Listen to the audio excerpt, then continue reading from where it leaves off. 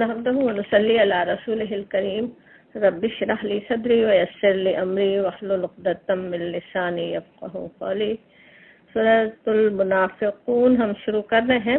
سورہ نمبر 63 یہ بھی اسی مدنی صورتوں کا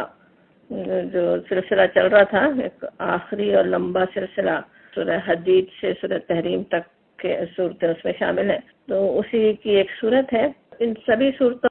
ایک طرح سے مسلسل مسلمانوں کی کمزوریوں کی نشاندہی کی گئی، ان کے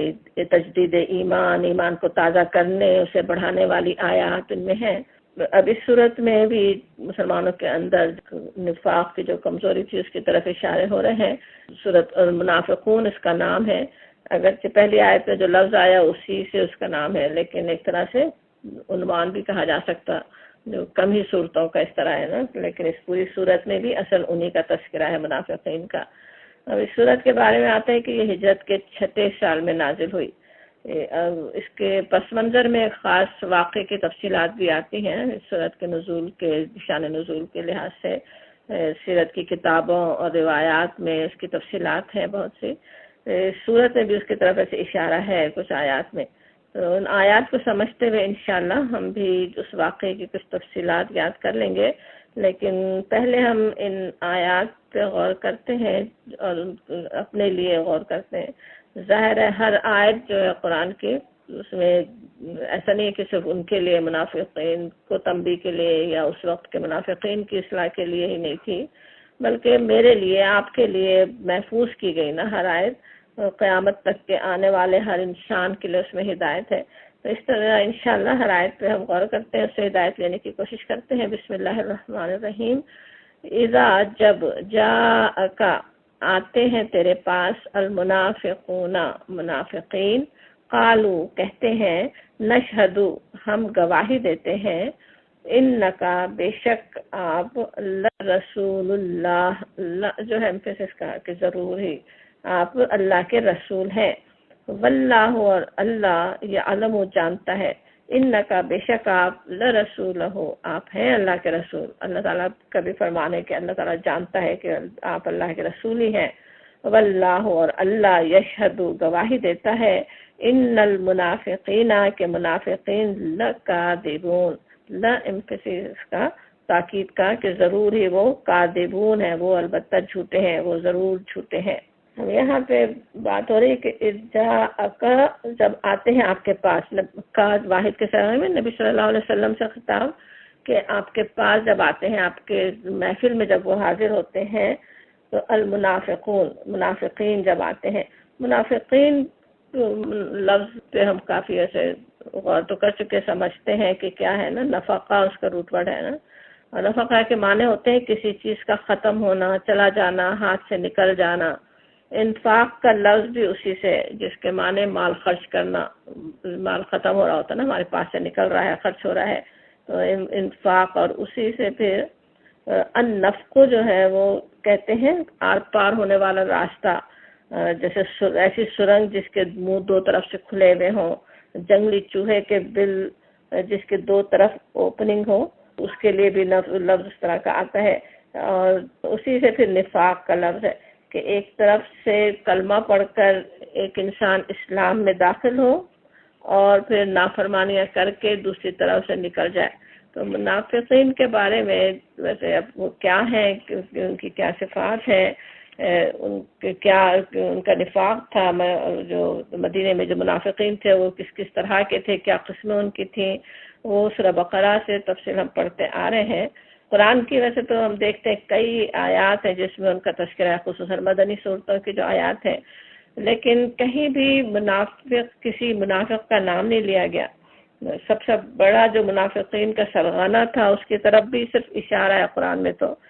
دوسری تاریخ روایات سے ہمیں اس کا نام پتہ چلتا ہے، جو عبداللہ بن ابی کا، لیکن قرآن میں نہیں ہے نا۔ تو اب اس کی وجہ یہ ہے کہ قرآن میں ان کا تذکرہ، منافقین کا تذکرہ ایسا نہیں ہے کہ کچھ خاص لوگوں کی نشاندہی کے لیے آیا ہو، بلکہ اس لیے آیا ہے کہ ہر مسلمان ان آیات کی روشنی میں اپنا جائزہ لے، اپنے آپ کو ہمیشہ جانچتا رہے کہ اس میں تو کوئی ایسی کمزوری نہیں ہے جو نفاق تک لے جانے والی ہو، اپنی اصلاح اس کے مطابق کرتا رہے نا. اپنی کرنے کی بات اہم ہے اس میں نا, دوسروں کو بھی جانچنے کی ضرورت نہیں ہے. اکثر جب ہم آیات اس طرح کی پڑھیں تو یہ ہو سکتا ہے شیطان ہمیں اس طرف لے جائے کہ اچھا فلاں میں یہ صفات ہے, فلاں وہ ہے, فلاں اس طرح ہے. فلاں کی ہمیں ضرورت نہیں ہے. ہر ایک کا, ہر انسان کا اللہ تعالیٰ حال جانتا ہے. ایک انسان ہمیں چاہے ظاہر میں اس میں نفاق کی صفات بھی نظر آ رہی ہوں, لیکن ہمیں کیا معلوم, اس کو ابھی علم نہیں ہے, وہ لا علم ہے. ہماری ذمہ داری بنتی ہے کہ اس تک علم پہنچے, کس طرح کے ماحول میں وہ پلا بڑا ہے, کیا اس کی سوچ ہے, کیا اس کی نیت ہے, سب کچھ اللہ تعالیٰ جاننے والا ہے نا. تو دوسروں کو تو جج نہیں کر سکتے, کسی اور کو منافق کہنا کسی طرح بھی صحیح نہیں ہے, لیکن اپنے آپ کے لیے بہت انسان ڈرتا رہے. اور ڈرنے کی چیز ہی ہے, حضرت عمر رضی اللہ عنہ جیسے صحابی اگر اتنا ڈرتے ہوں, جیسے روایات میں آتا ہے کیسی آپ کو فکر تھی, بار بار پوچھتے تھے کہ منافقین کے نام کسی ایک صحابی کو پتا تھے تو ان سے پوچھ رہے ہوتے تھے کہ اس میں میرا نام تو نہیں ہے. تو ایسی فکر ہونے کی ضرورت ہے نا کہ کہیں کسی وجہ سے, کسی ایسے برے عمل کی وجہ سے, اپنی کسی بات کی وجہ سے کہیں میرا منافقوں میں شمار نہیں ہو. اس کے لیے یہ آیات پھر کتنی اہم ہے نا, ہمیں بتا رہی ہوتی ہیں کہ کیا منافقین کی کیا صفات ہیں اور ہمیں ان سے کس طرح سے بچنے کی ضرورت ہے. منافقین کی جو قسمیں ہیں تو ان میں ایک تو وہ ہے جن کے دل میں بالکل ہی ایمان نہیں ہے نا, خصوصاً مدینے کے جو منافقین تھے, ابھی بھی ہو ہی سکتے ہیں کچھ اس طرح کے جو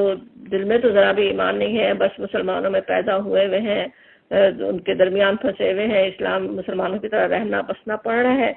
ورنہ دل میں ایمان کی رمق بھی نہ ہو. تو اسی طرح کے وہاں بھی تھے جو کہنے کو انہوں نے کلمے پڑے ہوئے تھے, جیسے عبداللہ بن ابی ہی تھا, اور صرف کسی مصلحت کی بنا پہ اپنے آپ کو مسلمان ظاہر کرنا پڑ رہا تھا نا. عبداللہ بن ابی کا اصل میں حال یہ تھا کہ اس کے نبی صلی اللہ علیہ وسلم کے آنے سے پہلے اسے بادشاہ بنانے کے لیے مدینے کے سب لوگوں نے اتفاق کر لیا تھا. دو مختلف قبیلے تھے نا جو مدینے میں بستے تھے, اوس اور خزرج, ان کی ایک دوسرے سے لڑائیاں, ایک دوسرے سے اختلافات چلتے رہتے تھے, کوئی ایک مرکزی کوئی طاقت نہیں تھی. تو دونوں نے مل کے سوچا, اتفاق کیا کہ اس کو عبداللہ بن ابی کو جیسے بنا دیا جائے گا بادشاہ. تو اس کا تاج تک تیار ہو رہا تھا, تاج شاہی اس کا تیار کیا جا رہا تھا. اور اسی دوران یہ ہوا کہ اہل مدینہ کو اللہ تعالیٰ نے اسلام کی نعمت عطا کر دی, انہیں اسلام لانے کی توفیق ہو گئی. اور پھر نبی صلی اللہ علیہ وسلم کے یہاں ہجرت کر جانے سے نہ صرف ایک کہ اس کی بادشاہی ادھر ہی رہ گئی عبداللہ بن ابی کی, بلکہ لوگوں میں اپنا اسٹیٹس برقرار رکھنے کے لیے اسے اسلام بھی لانا پڑا, زبان سے کہنا پڑا. جیسے یہاں پہ آ رہا ہے کہ وہ آتے ہیں تو کہتے ہیں, گواہی دیتے ہیں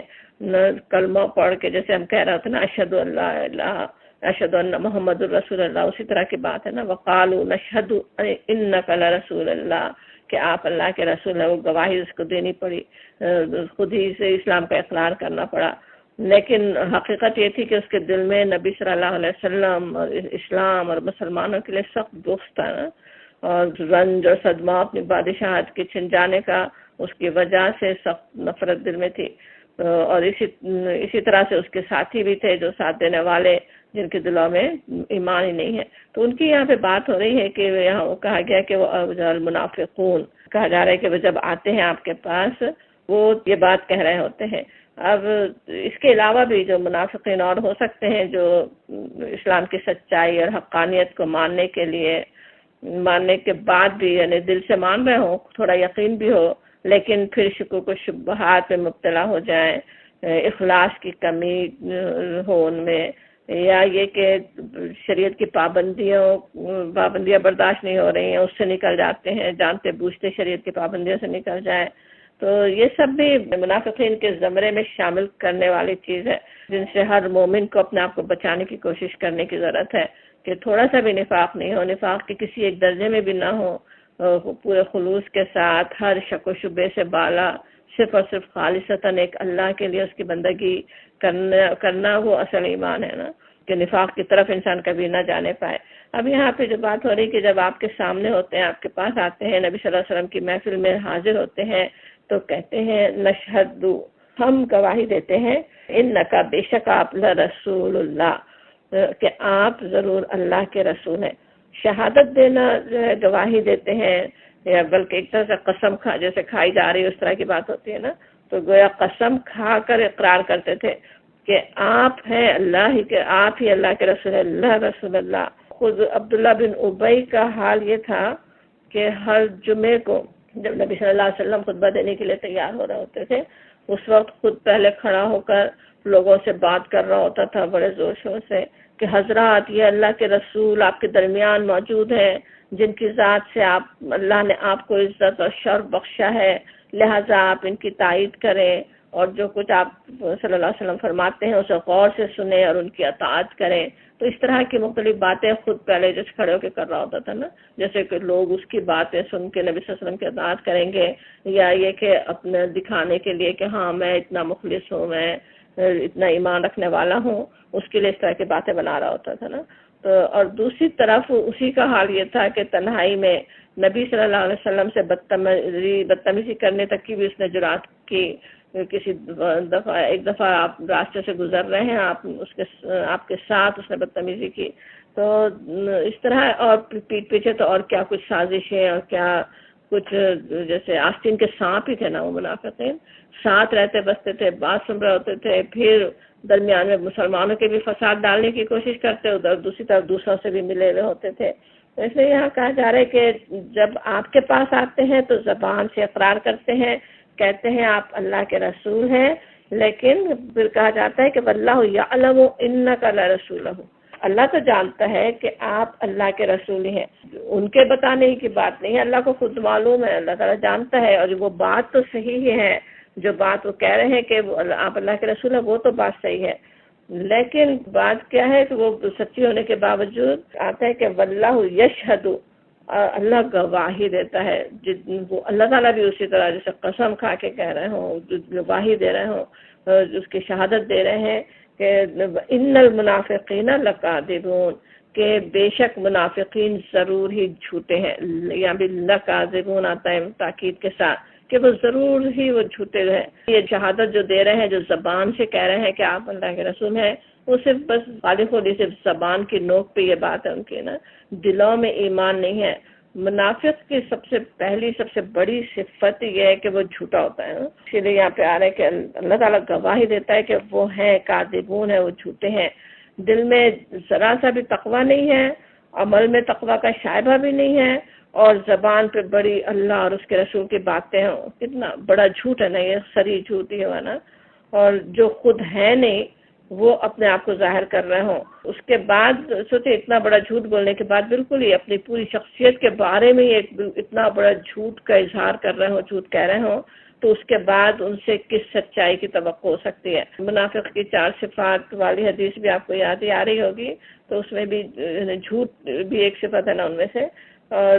ایک منافقانہ صفت اور ایک گناہ کبیرہ، کتنا بڑا گناہ۔ تو ہمیں یہ بات بھی یہاں پہ سمجھ لینے کی ضرورت ہے، کس طرح جھوٹ سے چاہے معاملات چھوٹے ہوں یا بڑے ہوں، اپنے آپ کو بالکل بچا کر رکھنے کی اہمیت سمجھ میں آتی ہے کہ جھوٹ زبان سے نہ نکلے، وہ بالکل وہ منافقانہ حرکت ہم کبھی بھی کسی بھی چاہے کتنا ہی بڑا فائدہ ہو رہا ہو نہ اس کے لیے کہنے والے ہوں، یا کتنا ہی بڑا نقصان اٹھانا ہو اس کے لیے کہنے والے ہوں، کسی دنیا کی ذرا سی شرمندگی سے بچانے کے لیے اپنے آپ کو جھوٹ نہ بولنے والے ہوں انشاءاللہ، تو وہ سچائی پہ قائم رہنا وہ اصل ایک ایمان کی نشانی ہے نا۔ ایماندار ہوتے ہوئے نا، صادقین، سچ کر دکھانے والے، اپنے زبان سے بھی اپنے عمل سے بھی۔ اور ان کے بارے میں پھر آتا ہے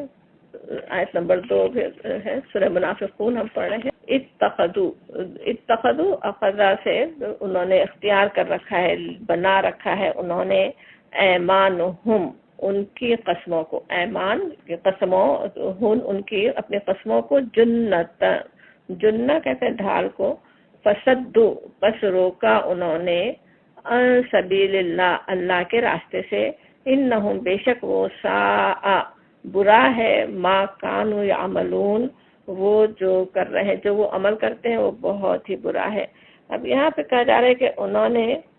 اپنی قسموں کو ڈھال بنا رکھا ہے نا، ان کا حال کیا تھا کہ مسلمانوں کے خلاف سازشوں شرارتوں میں لگے رہتے تھے، پھر ایک طرف مسلمانوں کے سامنے قسمیں کھا کر انہیں یقین دلاتے کہ ہم تمہارے ساتھ ہیں، دوسری طرف مسلمانوں کے سامنے قسمیں کھاتے کہ ہم تمہارے ساتھ ہیں. کسی بھی قسم کی قربانی دینے کے سے اپنے آپ کو بچانے کے لیے بھی قسمیں ان کے لیے ڈھال بنتی تھیں نا. قسم کھا کھا کے لوگوں کو مطمئن کر رہا ہوں کہ ہاں ہم ہیں بہت سچے مسلمان ہیں، اور یہ کہ ہم تو نیکی کرنا چاہتے ہیں مگر قسمیں کھا کے کہ ہمیں سچ مچ ایسی مجبوری ہے. سورۃ توبہ میں ان کا حال آتا بھی ہے، وہاں پہ کہا گیا آیت نمبر 42 لو کان اردا قریبا وسفرا قاصدا لاتبعوک، کہ اگر ہوتا فائدہ جو ہے اردا قریبا، فائدہ آسانی سے ملنے والا ہوتا انہیں، اور یہ کہ سفر قاصدا، سفر ہلکا ہوتا، کوئی اتنا لمبا سفر نہ ہوتا، لاتبعوک تو وہ تمہاری پیروی تمہارے پیچھے چلتے، ولکن بعدت علیہم الشقہ، لیکن ان پر تو بہت ہی کٹھن بن گیا یہ راستہ، انہیں بہت ہی مشکل لگ رہا ہے، علیہم الشقہ بہت ہی سخت انہیں لگ رہا ہے. وَسَيَحْلِفُونَ بِاللَّهِ، اور وہ عنقریب جیسے قسمیں کھائیں گے اللہ کی، حلف اٹھائیں گے اور کہ کیا کہیں گے لَوِ اسْتَطَعْنَا لَخَرَجْنَا مَعَكُمْ، کہ اگر ہم تمہارے ساتھ چل سکتے تو یقیناً تمہارے ساتھ چلتے، ہم ضرور نکلتے. یہ یہلکون انفسہم، اللہ تعالیٰ فرماتے ہیں یہلکون انفسہم، وہ اپنے آپ کو ہلاکت میں ڈال رہے ہیں. ان کا یہ جھوٹ، یہ بہانہ، یہ جھوٹا بہانہ، سمجھ تو رہے کہ اپنی جان بچا رہے ہیں، لیکن اللہ تعالیٰ فرماتے ہیں وہ اپنے آپ کو ہلاکت میں ڈال رہے ہیں. یہ کیسی بری ہلاکت ہے نا، پوری اپنی آخرت برباد کر رہے ہیں. واللہ یعلم انہم لکاذبون، اور اللہ خوب جانتا ہے کہ وہ ہیں جھوٹے، وہ ضرور ہی جھوٹے ہیں. تو اس طرح سے وہ قسمیں کھا کھا کے اپنے آپ اپنی جان بچا رہے ہوتے تھے نا. کسی ہر قربانی سے جان بچا رہے ہوں، اور اس کے نیکی کے کاموں سے اپنے آپ کو بچا کے رکھ رہے ہوں، اور پھر جب پکڑ ان کی ہو سکتی ہے کہ یہ فلاں غلط کام کیوں کیا،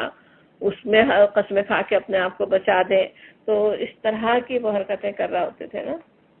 اس کو اپنے جیسے انہوں نے سفر بنایا ہوا تھا اپنے قسموں کو، اور دوسری طرف ان سے بھی دوستی گانٹ کے رکھی ہوئی مسلمانوں کے دشمنوں سے، ان کے بھی سامنے قسمیں کھا رہے ہیں کہ ہاں ہاں نہیں ہم بالکل تمہارے ساتھ ہیں، ہم تو ہیں تمہارے ساتھ. وَإِذَا خَلَوْا إِلَىٰ شَيَاطِينِهِمْ، جب اکیلے ہوتے ہیں اپنے شیاطین کے ساتھ کہتے ہیں ہم تو تمہارے ساتھ ہیں، ان کے ساتھ اس طرح کی باتیں کرتے ہیں وہ. اور ان کا بھی کہا جا رہا ہے ان منافقین کا حال کیا ہے کہ وہ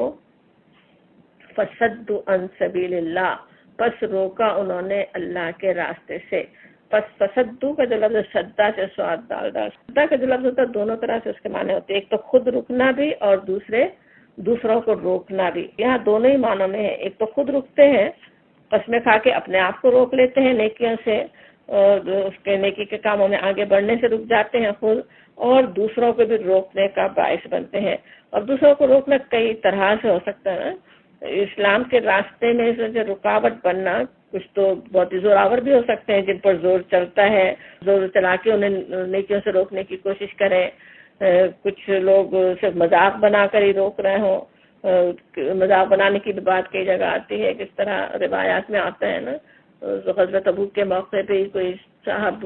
بڑی محنت سے کما کر کھجوریں لے کر جا رہے ہوں، اور ان کا مذاق اڑایا جا رہا ہے منافقین کی طرف سے کہ یہ ابھی اتنے کھجور لے کے جا رہے ہیں روم کو فتح کرنے کے لیے. وہ تو اس وقت کی بات تھی، لیکن اور بھی کیسے کیسے مذاق اڑائے جاتے ہیں نا. اور پھر یا کہ شیطان کی طرح خیر خواہی کے روپ میں بھی کہ خیر خواہ بن کے انہیں کوشش ہو رہی ہو کہ اچھا یہ نیکی مت کرو. تو اسی طرح کی کئی گفتگو ہیں ہم اپنے آس پاس بھی سن سکتے ہیں نا. کبھی کسی کی لمبی نماز کا مذاق، کسی کا حیادار لباس کا مذاق، کبھی اللہ کے راستے میں پیسے خرچ کرنے پر یاد دلانا کہ نہیں اپنا خیال کرو، یہ کچھ زیادہ ہی کر رہے ہو، اتنے بھی دین میں جانے کی ضرورت نہیں ہے، بیلنس رکھ. اور اس طرح کی باتیں کس طرح دوسروں کو، جیسے کوئی دوسرا نیکی کی طرف راغب ہو رہا ہے اسے نیکی سے روکنے کی کوشش کر رہا ہے نا. تو اس کو ہمیں جو بات سمجھ میں آتی ہے وہ یہ کہ کسی بھی طرح سے کہ کسی بھی نیکی کے کام سے دوسروں کو ڈسکریج نہ کریں نا. ایسا نہ ہو کہ ہم اللہ کے راستے سے انہیں روکنے کا باعث بن جائیں. کبھی تو یہ بھی ہوتا ہے کہ زبان سے کہے بغیر بھی صرف ایک شخص جو عمل کرتا ہے اسے دیکھ کر ہی کتنے لوگ وہی عمل کر سکتے ہیں نا. خصوصاً سوچیں گھر والی ہیں، ایک گھر کے بڑا شخص جو کام کر رہا ہو، جس چیز کا وہ عادی ہو، جس برائی کا وہ عادی ہو، جھوٹی بولنے کا عادی ہو، سوچیں باپ اتنا جھوٹ بول رہا ہو تو بچوں کے لیے پھر کیا مشکل ہے کہ وہ جھوٹ بولیں، وہ بھی جھوٹ بولنے والے ہی ہوں گے نا۔ اسی طرح سے قریبی دوست اور احباب، بلکہ کوئی اجنبیوں تک پہ بھی صرف اثر ہی پڑ جاتا ہے نا، دیکھ کر ہی کہ کسی دوسرے کو دیکھ رہے ہیں اس کی وجہ سے خود بھی کرنے لگ جائیں۔ پیچھے ہی جہاں سورۃ جمعہ ہم نے ختم کی تھی وہاں پہ جو واقعہ تھا کہ کس طرح نبی صلی اللہ علیہ وسلم خطبہ دے رہے ہیں اور لوگ قافلے کی آواز سن کے بھاگ کھڑے ہوئے۔ اب بھاگ کھڑے ہونے میں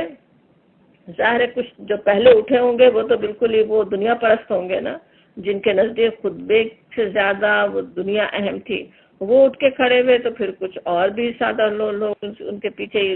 اٹھ کھڑے ہوئے۔ کچھ لوگ جا رہے ہوں تو دوسروں کے لیے بھی جانا آسان ہو جاتا ہے نا، تو دوسروں کو بھی اللہ کے دین سے روکنے کا کس طرح انسان باعث بن جاتے ہیں۔ تو ان منافقین کی بات یہاں پہ آ رہی کہ وہ کس طرح اللہ کے راستے سے دوسروں کو روکنے والے ہوتے ہیں۔ فصدوا عن سبیل اللہ، پس روکا انہوں نے اللہ کے راستے سے لوگوں کو۔ انہم، بے شک وہ، ساء ما کانوا یعملون، بڑا برا ہے وہ جو وہ کرتے ہیں، بڑا برا کام ہے جو وہ کر رہے ہیں۔ اپنی دانش میں تو کس طرح وہ یہ سمجھ رہے ہوتے ہیں کہ بڑی ہم چالاکی کر رہے ہیں، بہت ہوشیاری ہم دکھا رہے ہیں، کچھ فائدہ ہم اپنے لیے اٹھا رہے ہیں، وہ یہ سمجھتے ہیں نا۔ اور ہوتا کیا ہے، اللہ تعالیٰ فرما رہے ہیں کہ وہ اپنا ہی برا کر رہے ہیں، وہ جو عمل کر رہے ہیں ان کے انہم ساء، بہت ہی برا وہ عمل ہے۔ سورہ بقرہ کے شروع میں جس طرح آتا ہے کہ منافقین کے بارے میں آتا ہے نا، کہا جاتا ہے کہ وَإِذَا قِيلَ لَهُمْ آمِنُوا، جب ان سے کہا جاتا ہے ایمان لاؤ، کما آمن الناس، جیسے دوسرے لوگ ایمان لائے، قالوا، وہ کہتے ہیں، انؤمنوا، کیا ایمان لائے، کما آمن السفہاء، جس طرح ایمان لائے سفہاء، جو ایمان پہ پوری طرح خلوص سے چل رہا ہے وہ انہیں سفہاء، بے وقوف لگتے ہیں۔ الا انہم هم السفہاء، اللہ تعالیٰ فرماتے ہیں کہ خبردار رہو، وہی ہیں بے وقوف، ولکن لا یعلمون، لیکن وہ علم نہیں رکھتے، جانتے نہیں ہیں۔ بالکل اسی طرح کی بات یہ بھی ہے کہ وہ اپنا ہی برا کر رہے ہیں، ان کے ساری چالاکیوں کا نتیجہ، ان کی یہ ساری جو بڑی اپنی جس کو بڑی دانشوری اور بڑی سیاست ہوشیاری کی سمجھ رہے ہیں، اس کا نتیجہ ان کے حق میں برا نکلنے والا ہے۔ دنیا میں بھی برا نکلتا ہی ہے نا، آخرت تو ہے، آخرت تو بالکل تباہ اور کر رہے ہیں اپنی، لیکن دنیا میں بھی کوئی ان کے کس طرح کوئی ان پہ اعتماد ہی نہیں کر رہا ہوتا، نہ دو طرف سمجھتے ہیں کہ ہم دو لوگوں کو اعتماد میں لے رہے ہیں، دونوں میں سے کوئی بھی ان پہ اعتماد نہیں کرتا نا۔ جا کے سوچیں مسلمانوں کے دشمنوں کو کتنا ہی اطمینان وہ دلائیں، وہ سمجھ سکتے ہیں کہ جو اپنے قوم کے لیے سنسیئر نہیں ہے وہ ہمارے لیے کیوں سنسیئر ہوگا، وہ تو صرف اپنے مفاد کا بنتا ہے، سب کو پتہ ہوتا ہے نا، تو اس کا نتیجہ برائی نکلنے والا ہے، برائی نکلتا ہے۔ کہا جا رہا ہے ذالک، یہ بِأَنَّهُمْ، اس لیے کہ وہ آمنوا، ایمان لائے، ثم کفروا، پھر کفر کیا انہوں نے، فطبع، پس مہر لگا دی، علی قلوبہم،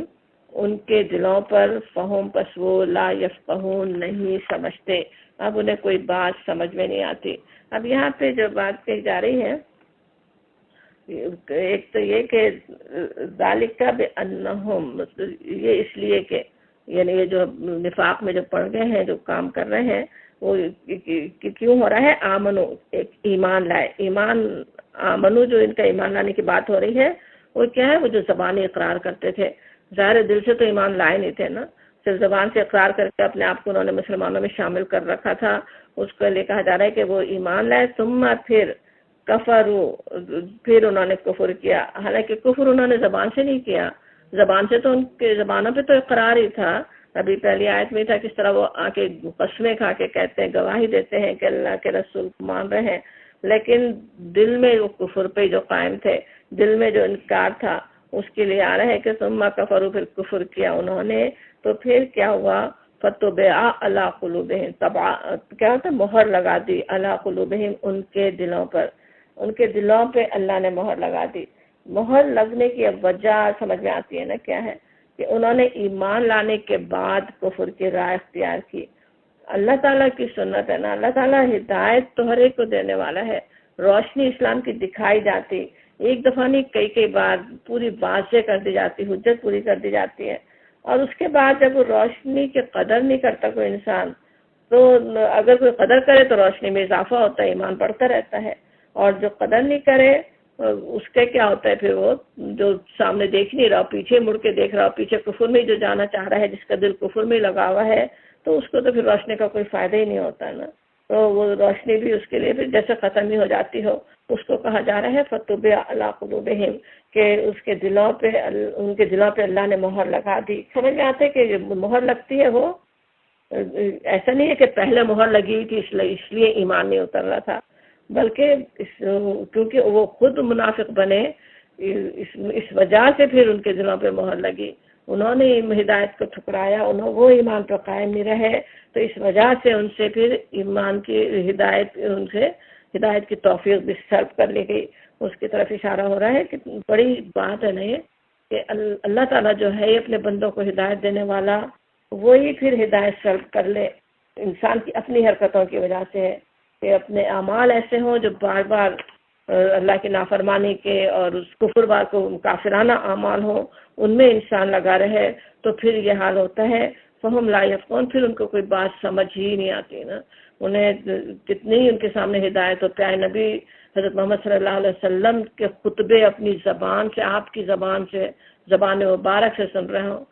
فوراً اللہ کی آیات نازل ہو رہی ہوں، اور پھر بھی وہ ان کو سمجھ نہیں آ سکتی، انہیں تو ان ہدایت نہیں ملتی، اور ان کے بارے میں کہا جا رہا ہے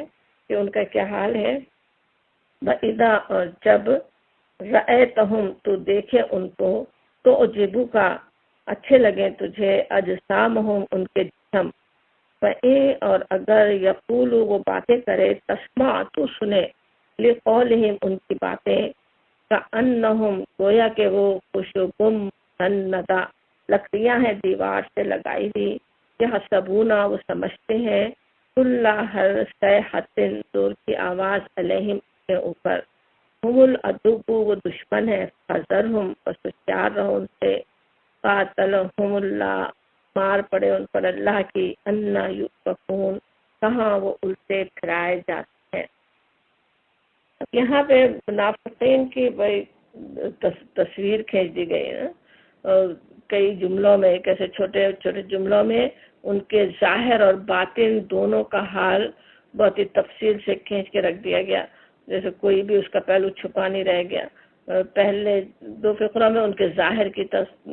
ہے تصویر کہ کیسے وہ نظر آتے ہیں، تو جبو کا اجسامہم وَيَقُولُوا تَسْمَعُ لِقَوْلِهِمْ، اور اس کے بعد کے جو فقرے ہیں کأنہم خشب مسندہ، اور یحسبون کل صیحۃ علیہم، وہ ان کے باطن کی بات بتائی جا رہی، دلوں میں ان کے کیا ہے، اور اس کے بعد پھر انہیں ان سے ہوشیار رہنے کی ہدایت۔ اب یہ بات جو کہی جا رہی کہ وَإِذَا رَأَيْتَهُمْ تُعْجِبُكَ أَجْسَامُهُمْ، جب تم انہیں دیکھو، تو عجیبو کا لفظ کس طرح عجبہ ہے نا، عجبہ کے معنی کیا ہوتے ہیں، بہت ہی کسی چیز کو دیکھ کر بہت ہی متحیر ہو جانا، امیز ہو جانا، جیسے انگلش میں کہتے ہیں نا، کہ وہ ایسے ان کے اجسامہم، ان کے جسم ہیں۔ اب اس کے جو منافقین، عبداللہ بن ابی کا خاص طور پہ آتا ہے کہ وہ بڑے دیر ڈول کا، تندرست اور خوش شکل اور چرب زبان آدمی تھا نا، اس کے منافقین کے مالی حالات اچھے بھی تھے، اس کے ساتھیوں کا بھی حال یہی تھا، حرام حلال کی تو فکر نہیں تھی، ہر راستے سے انہوں نے خوب دولت اکٹھی کی ہوئی تھی، اور بخیل بھی تھے انتہا درجے کے، تو اپنے ذاتی آرام اور عیش کے سوا انہیں کوئی اور وہ تھا ہی نہ ان کا گول،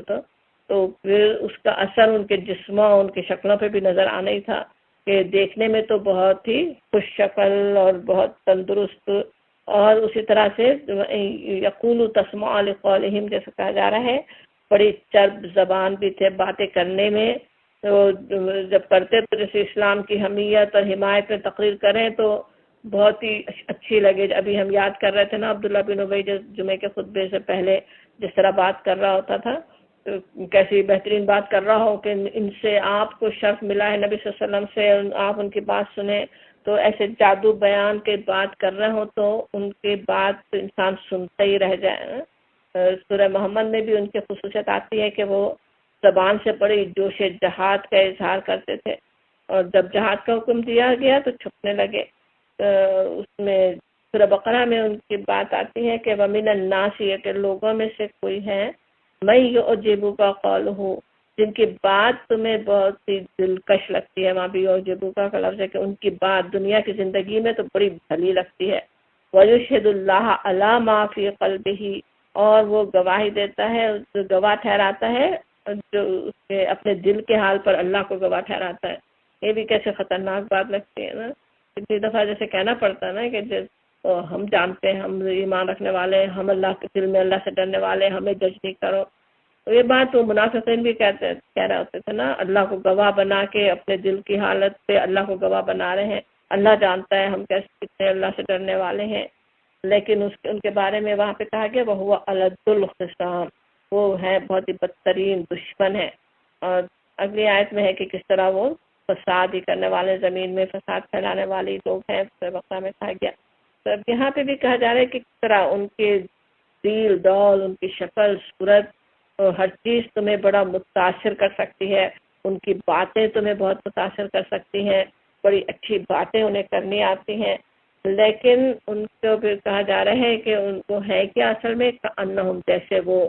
خشب مسندہ. خشب مسندہ کہنا کیسے بہت ہی بلیغ ویسے تشبیہ ہے. یہ خشب کا لفظ خشبہ سے، خشبہ کہتے ہیں لکڑی کو، اور خشب اس کی جمع پلورل. اور مسندہ کے معنی ہیں جیسے دیوار کے سہارے لگا دینا، اس کے ساتھ ٹیک لگا کے کھڑی ہوئی کوئی چیز ہو. اور مسند کا لفظ اردو میں اسی سے غالباً ہے نا. مسند کیا ہوتا ہے جس میں جہاں پہ ٹیک لگا کے اطمینان سے بیٹھنے کی جو جگہ ہو.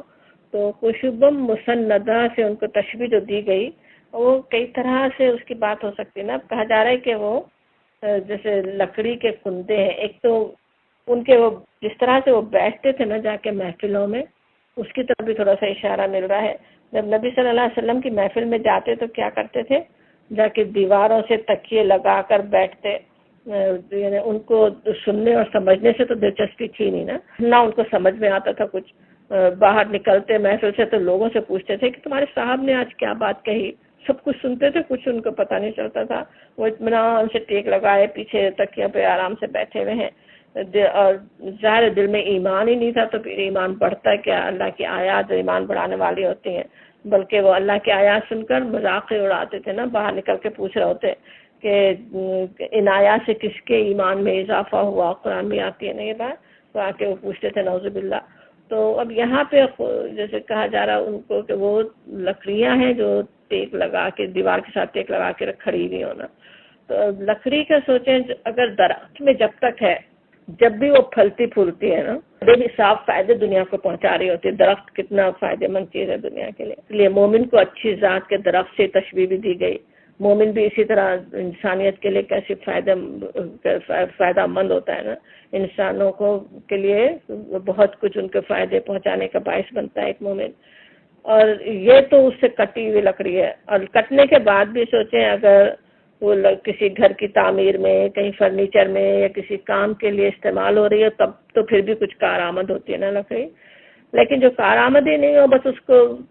رکھ دیا گیا ہو وہ بھی دیوار کے سہارے سے، تو جیسے کہ دیوار کے لیے بھی بس ایک بوجھ ہے نا. مومن کا سوچیں مثال ابھی پیچھے ہم پڑھ کر آ رہے سورہ صف میں کہ وہ تو خود بنیان و مرصوص ہوتے ہیں، ایک مضبوط دیوار کی طرح، ایک دوسرے کو سہارا دینے والے، دوسروں کو سہارا دینے والے. اس کے مقابلے میں منافق کیا ہیں، وہ ٹیک لگائے بیٹھے، سہل پسند،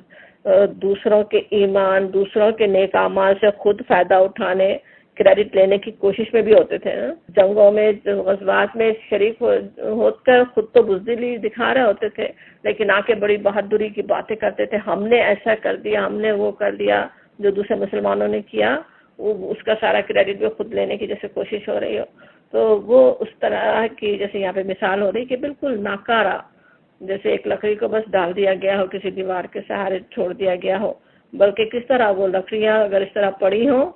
تو وہ تو کچھ دن میں اندر سے کھوکھلی بھی ہو جائیں گی، بالکل یہ ختم ہی ہو جاتی ہیں. تو بڑھنا، نشو و نما پانا، اچھا ہونا تو دور کی بات ہے، وہ اور زیادہ ان کا جیسے ڈکے ہو رہا ہوتا ہے. منافقین کا یہی حال ہے نا، جو نفاق کی وجہ سے جیسے اور ان کی بربادی ہو رہی ہوتی ہے. خود ہی اپنے جیسے پیچھے تھا سا ما کانوا یعملون، برا ہے جو وہ عمل کر رہے ہیں، اپنے ہی برائی ہو رہا ہوتا ہے ان کے لیے۔ اور لکڑیاں اس سے تشبیہ دینا کس طرح، جیسے کوئی ان میں ایمان کی روح نہیں ہے نا، اخلاق اور ایمان کی روح سے جیسے خالی ہے، جذبات نہیں ہے، کوئی نبی صلی اللہ علیہ وسلم کے اتنے احسانات ان پہ ہو رہے ہیں اور آپ کے آ جانے سے شہر میں، اس کا تو انہیں کوئی احساس نہیں ہے، نہ اس کو سمجھتے ہیں، بلکہ دشمنی میں الٹا لگے ہوئے ہیں۔ تو جذبات سے آ رہی، اخلاق سے آ رہی، ایمان سے آ رہی، کچھ بھی نہیں، خالی لکڑی کے کندوں کی طرح یہاں پہ اللہ تعالیٰ ان کی مثال دے رہے ہیں، جیسے کوئی لکڑیوں کو کوئی لباس پہنا کے دیواروں سے لگا دیا گیا ہو۔ پھر ان کی ایک اور کیفیت دل کی آتی ہے، یہ بھی اندرونی کیفیت کی طرف اشارہ ہے نا، اور پھر آ رہا ہے یحسبون کل صیحۃ علیہم، ان کا کیا حال ہے کہ جب کوئی جیسے صیحہ کے ویسے معنی تو ہوتے چیخ کے نا، کوئی زبردست قسم کی آواز، چیخ، لیکن اسی سے خطرے کے معنی میں بھی آتا ہے، تو یہاں وہ صیحہ بھی ہو سکتا ہے کہ کوئی آواز کہیں سے کان میں پڑ جائے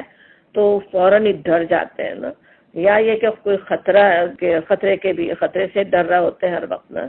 تو اگرچہ زبان سے تو اپنے آپ کو بڑی بہادر کہہ رہے ہوتے تھے کہ ہم بڑے اسلام کے لیے قربانی دینے کے لیے تیار ہیں، لیکن انتہائی بزدل اللہ تعالیٰ بتاتے ہیں کہ دل میں کیسے وہ بزدل ہیں، اور بزدلی ان کی اس وجہ سے بھی تھی نا کہ جو ایک کوئی مجرم ہو تو کس طرح اسے پتہ ہوتا ہے نا وہ مجرم ہے، تو وہ دلوں میں خود ہی جانتے تھے نا وہ کہ یہ جو منافقت کا جو کھیل کھیل رہے تھے خود انہیں پتہ تھا، تو اس کی وجہ سے انہیں ہر وقت دھڑکا ہی لگا ہوتا تھا کہ کب ان کے جرائم کا راز فاش ہو جائے گا، ڈر ہی رہے ہوتے تھے۔ قرآن میں ہی آتا ہے کہ وہ ڈر رہے ہوتے کہ کوئی صورت نازل نہ ہو جائے جو ان کا حال بتا دے، تو وہ کس طرح انہیں دھڑکے لگے ہوئے رہتے تھے نا، ہر وقت ڈر رہے ہوتے تھے۔ اردو میں کہتے ہیں نا چور کی داڑھی میں تنکا، کہ جب چور ہو خود جو مجرم ہو تو اسے ڈر ہی لگا ہوتا کہ کب کون پکڑ لے گا نا، کوئی پکڑ نہ بھی رہا ہو تو وہ سمجھے کہ کوئی پکڑ نہیں آ رہا ہے، تو بالکل یہ ان کی حالت تھی کہ وہ اس کے ہر جیسے یحسبون کل صیحۃ، ہر ایک آواز سے، ہر خطرے سے بس ڈر رہے ہوتے تھے کہ کوئی وہ اپنے اوپر اس کو سمجھ رہے ہوتے تھے کہ وہ ہمارے خلاف ہی کچھ ہونے والا ہے، اور ان کے لیے پھر کہا جا رہا ہے، اب متنبی کہا جا رہا ہم العدو، وہ دشمن ہے، پکے دشمن ہے، فحذرہم، ان سے بچ کر رہو، ان سے احتیاط کے لیے کہا جا رہا ہے۔ اب یہاں پہ اب یہ نبی صلی اللہ علیہ وسلم کو تو دیکھیں اندازہ ہو سکتا تھا کون ہے، آپ ان سے بچنے کی ضرورت ہے۔ اس طرح کی منافقانہ حرکتیں کوئی کرنے والے ہوں تو ان سے اپنے آپ کو، ایک مومن کو بچا کے تو ضرور رکھنے کی ضرورت ہے۔ جیسے حدیث میں بھی آتا ہے نا کہ ایک مومن ایک دل سے 2 دفعہ نہیں ڈسا جاتا، کسی کا دیکھ لیا کہ وہ کیسا کوئی دشمنی کر رہا ہے دوست بنتے ہوئے تو دوبارہ اس سے ایک مومن کو محتاط ہو جانے کی ضرورت ہے۔ لیکن ظاہر ہے جیسے ہم پہلے سمجھ رہے تھے کہ ہم نہیں کہہ سکتے کہ کون ہے کون منافق ہے، کسی کو منافق کا نام نہیں لگا سکتے کہ وہ منافق ہے، منافقانہ صفات دیکھ کے اپنے آپ کو اس سے بچا تو سکتے ہیں، لیکن کہا جا رہا قاتلہم اللہ، اللہ کی طرف سے جب کہا جائے قاتلہم اللہ تو کیسے نا، اللہ کی مار ان پر، وہ کہنا ایک تو بالکل اس طرح سے بھی ہو سکتا ہے جیسے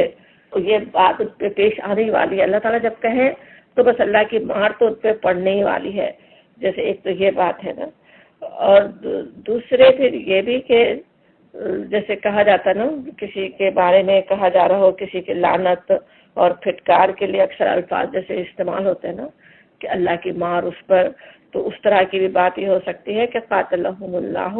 انا یوفکون کہا جاتا کہ یہ کدھر پھرائے جا رہے ہیں، افک کا لفظ یاد ہوگا کہ پھر جانا، تو یوفکون جب کہا جائے تو کیسے وہ پھرائے جا رہے ہیں۔ ایک انسانوں کا سوچیں جو خود پھسلنے والے ہیں ان کا حال کیا ہوتا ہے کہ وہ سمجھ یہ رہا ہوتا ہے کہ ہم تو وہ کر رہے ہیں جو ہماری مرضی ہے، اپنے فائدے کے لیے جو ہمارے مفاد میں ہے وہ ہم کر رہے ہیں، ہماری مرضی چل رہی ہے۔ اصلاح کرنے والوں کی بات ماننا نہیں چاہتے نا، ان کی بات ماننے میں انہیں لگتا ہے کہ ہم دوسروں کی کیوں مانیں، لیکن اللہ تعالیٰ فرما رہے ہیں کہ بات یہ کہ وہ اپنے آپ سمجھ رہے ہیں کہ ہم اپنے لیے کام کر رہے ہیں، لیکن اصل تو کوئی اور بھی انہیں بے وقوف بنا رہا ہوتا ہے نا۔ اللہ یوفکون، ان انہیں کوئی جیسے چکر دے رہا ہو، وہ کسی اور کے چکر میں آئے ہوئے ہوں، اور وہ بہت سے ہو سکتے ہیں، خود ان کے اپنے نفس میں بیٹھا ہوا شیطان ہو، اور برے لیڈر ہوں، بری صحبت ہی ہو، برے دوست ہو، تو وہ سبھی کیا ہوتا ہے کہ وہ یعنی بہکارے ہوتے ہیں نا ایک طرح سے انسانوں کو، ایک طرح سے ان کے بڑی سمجھے خیرخواہ بن کے انہیں اپنی باتوں میں لگا رہے ہوں. سوچے عبداللہ بن ابی کتنے لوگوں کو وہاں پہ بہکا رہا تھا، اس وقت لیڈر بن کے دوسروں کو نفاق کی راہ پہ چلا رہے ہیں. یہاں پہ جس طرح سے یہ بات سمجھ رہے تھے یوفقون کی، تو کس طرح وہ دوسروں کے جیسے دوسروں کے ہاتھوں پھول خود بن رہے ہیں اور سمجھتے یہ ہیں کہ ہم اپنی مرضی چلا رہے ہیں، ہم کوئی بہت ہی ہم صحیح کام کر رہے ہیں، حالانکہ کس طرح سے خود اپنے ہی وہ برا کر رہے ہیں. اب یہ کہ آیت نمبر 5 میں ہے، تو میرا خیال ہے کہ یہیں بلکہ بس ہی کر دوں، کیونکہ اب جو آیات آ رہی ہیں نا، ہمیں وہ واقعہ جو میں کہہ رہی تھی کہ اس کے پس منظر میں جو واقعہ بھی آتا ہے روایات میں، تو اسے بھی سمجھنے کی ضرورت ہے اور اس میں ٹائم لگے گا. تو اس کے ذریعے سے انشاءاللہ ہم اگلی کلاس میں آیت کو سمجھتے ہیں، کیونکہ اب 8-9 منٹ میں ہم وہ بات پوری کر نہیں سکیں گے، نہ صورت پوری ہو سکتی ہے. تو آخر دعوانا الحمدللہ رب العالمین.